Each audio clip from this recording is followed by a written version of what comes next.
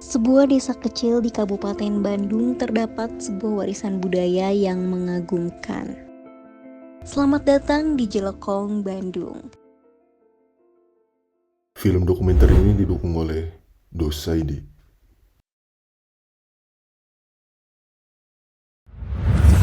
Martabat hiji bangsa bisa diukur ku budayana. Di mana budayana rusak tentu bangsa nage awut-awutan. Jadi awal-awalnya itu wayang itu memang wayang kulit.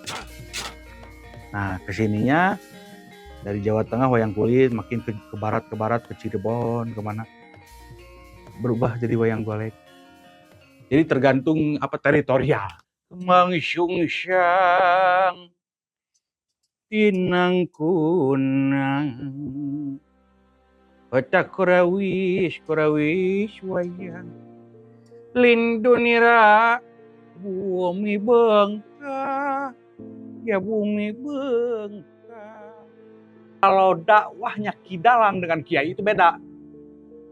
Kalau Kidalang itu tidak secara langsung, ada silib, sindir, siloka, sasmita.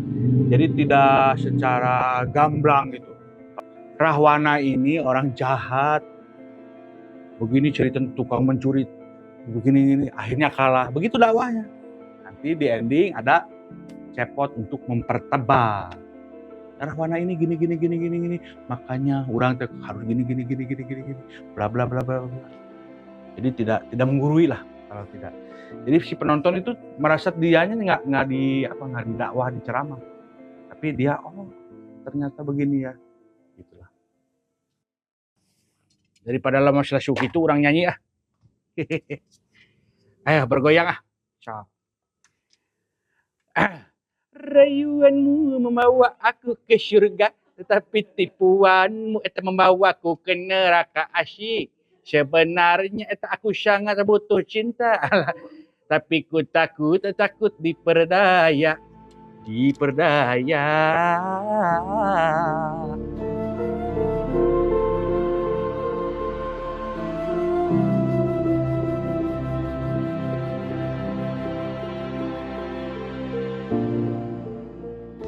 tengah gemerlapnya kampung Giriharja, nama Kang Adiko Tea Kosasi Sunaria mengemuka sebagai sosok yang menghidupkan keajaiban wayang golek dengan karisma dan keahliannya yang luar biasa.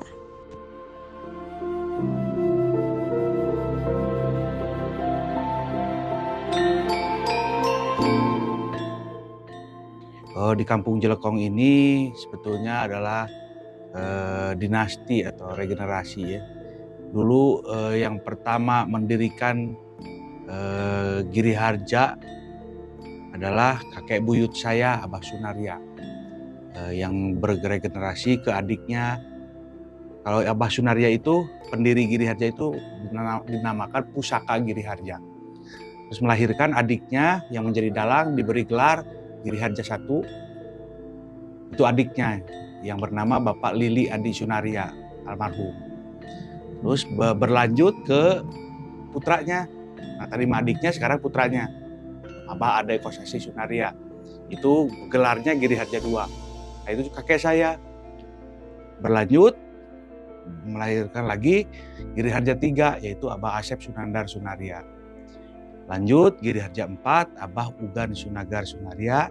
Giriharja V, Abah Iden Subasrana Sunaria.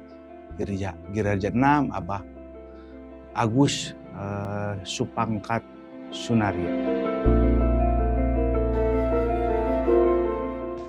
Kang Adiko Tea Kosasi Sunaria, seorang dalang dari generasi terkemuka kampung Giriharja, telah mengabdikan dirinya untuk mempertahankan dan mengembangkan seni pewayangan yang klasik ini.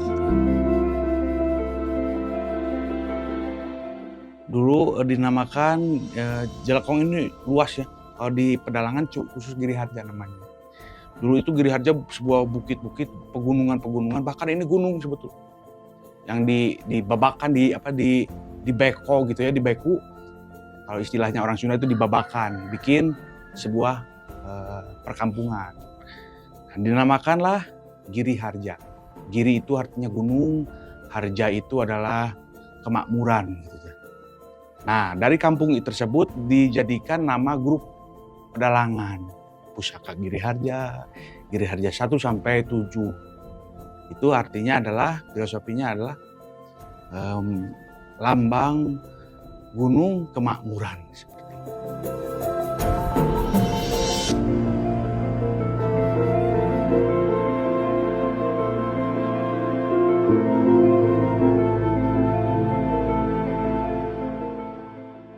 Dengan cermat dan detail, ia menciptakan setiap tokoh wayang dengan kepribadian yang khas, menceritakan cerita-cerita klasik yang tak kekang oleh waktu.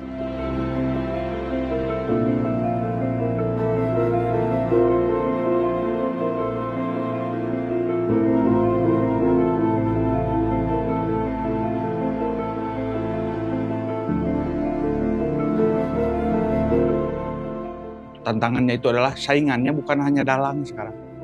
Bukan hanya dalang dengan dalang lagi, tapi dengan hiburan-hiburan yang lain. Apalagi dengan yang sekarang kan udah masuk media sosial. Tuh banyak aplikasi-aplikasi yang sifatnya itu sebetulnya sifatnya menyaingi wayang itu tersendiri.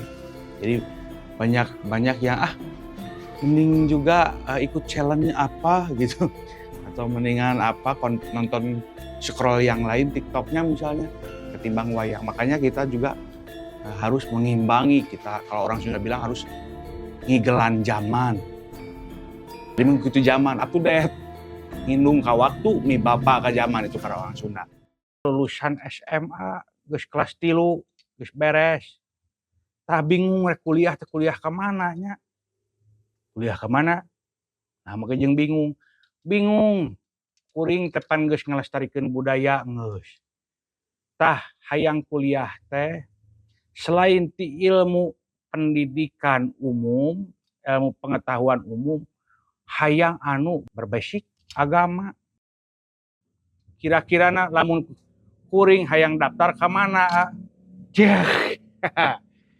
Jangan hariwang, jangan ragu, jangan bimbang. Kuliahlah di UIN. Ada, cuman bukan sajian utama mungkin. Ada, Mbak Intan itu penari. Bu Intan penari. Istri saya penari. Cuman bukan untuk sajian utama. Sajian utama adalah wayang golek sama lukisan. Orang yang melestarikan wayang itu adalah orang yang nanggap wayang itu sendiri dan orang yang menonton wayang. Kita nonton wayang aja sudah menjadi pelestari sejati, apalagi kalau nanggap wayang. Jadi martabat hiji bangsa bisa diukur ku budayana. Di mana budayana rusak, tentu bangsa nage awut-awutan. Sakitu nu kapihatur. Wabillahi taufiq wal hidayah. Wassalamualaikum warahmatullahi wabarakatuh. Sampurasun.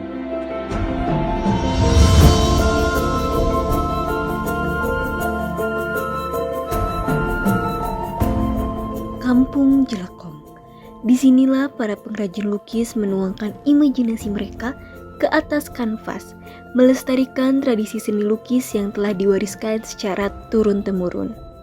Untuk sejarah lukisan yang ada di Jelekong ini ya, itu dipelopori oleh salah satu pelukis yaitu Bapak Odin Rohidin almarhum, itu kurang lebih di tahun 69. Nah, waktu itu Pak Odin Rohidin datang ke Jelekong dan dipelajari oleh pihak keluarga.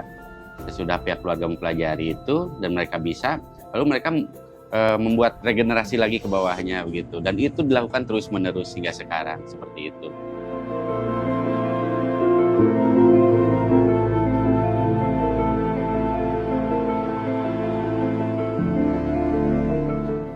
Tradisi seni lukis di Kampung Jelekong telah diwariskan selama berabad-abad, dan Pak Budiman adalah salah satu pewaris yang paling berdedikasi.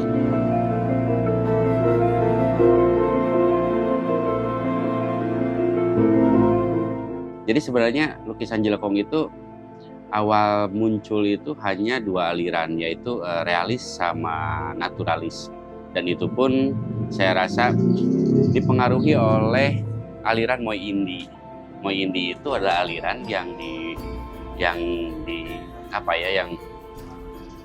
diramaikan oleh pihak Belanda waktu itu tentang kemolekan ataupun keindahan alam yang ada di negara-negara jajahannya seperti Indonesia. Walaupun saya rasa itu adalah sebuah propaganda ya buat masyarakat Eropa. Bagaimana masyarakat Eropa melihat Nusantara ini sangat indah, molek, tentram, dan masyarakatnya sangat damai, sejahtera gitu. Padahal itu kan sebaliknya. Masyarakat kita sedang terjajah. Itulah salah satu bentuk propaganda dari aliran seni Moi Indi yang dibuat Belanda itu. Dan untuk masalah filosofi, jadi di Jelekong ini ada dua kelas lukisan ya sekarang. Yang pertama itu lukisan yang bersifat industri, artinya masyarakat membuat lukisan itu sesuai dengan pesanan-pesanan para konsumen, dan biasanya itu instan, nggak ada konseptual di dalamnya. Beda lagi karya yang kedua, yaitu ya emang bersifat karya, artinya itu konseptual, dan biasanya pasarnya itu di balai lelang ataupun di pameran-pameran nasional ataupun internasional seperti itu. Di balik goresan indah Pak Budiman, terukir kisah dedikasi dan kecintaan terhadap seni lukis yang diwariskan turun-temurun. Tanpa sadar, si masyarakat itu mengkonsumsi unsur rupa seperti titik, garis, bidang, warna itu terkonsumsi setiap hari tanpa sadar. Dan ketika mereka belajar itu sangat simpel, sangat sederhana gitu. Walaupun metodenya sangat sederhana untuk belajar di Jelekong, tapi hasilnya ya saya rasa membuktikan bahwa bakatnya itu nggak ada. Bakat itu lebih ke gelar dari seseorang buat orang yang udah bisa. Ketika kita melihat seseorang bisa akan sesuatu, mau melukis, mau menyanyi, mau menari, ataupun olahraga, gitu kan, kita bilang bahwa objek itu punya bakat. Kalau toh seandainya si objek itu nggak bisa apa-apa, kata bakat pun nggak bakalan muncul. Jadi artinya bakat itu gelar dari seseorang buat orang yang udah bisa. Yang namanya bisa itu mutlak karena terbiasa. Nah, Jelekong terbiasa akan hal itu, mempromosikan atau memperlihatkan bagaimana saya mengajar wisatawan mancanegara ataupun wisatawan lokal seperti itu. Banyak juga wisatawan yang belajar melukis di tempat saya, seperti ada kemarin dari Hong Kong, terus dari Prancis juga, ada dari Washington juga. Banyaklah turis-turis mancanegara yang belajar. Nah, itu jadi daya tarik tersendiri untuk wisatawan lokal seperti itu. Pengen ya terlibat, betul seperti itu. Kampung Jelekong adalah bukti nyata bahwa seni lukis tradisional masih memiliki tempat di era modern. Keindahan dan keunikan lukisan-lukisan Kampung Jelekong adalah warisan budaya yang tak ternilai dan harus terus dilestarikan.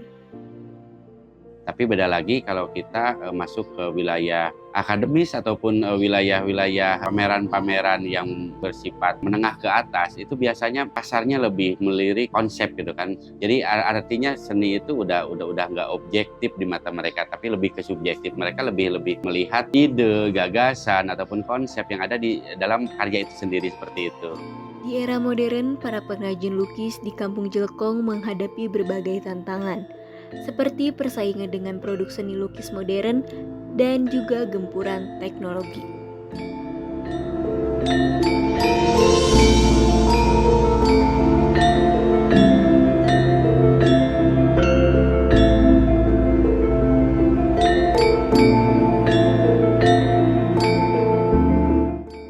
Di Kampung Giriharja, tempat di mana seni dan kehidupan menyatu dalam harmoni yang abadi.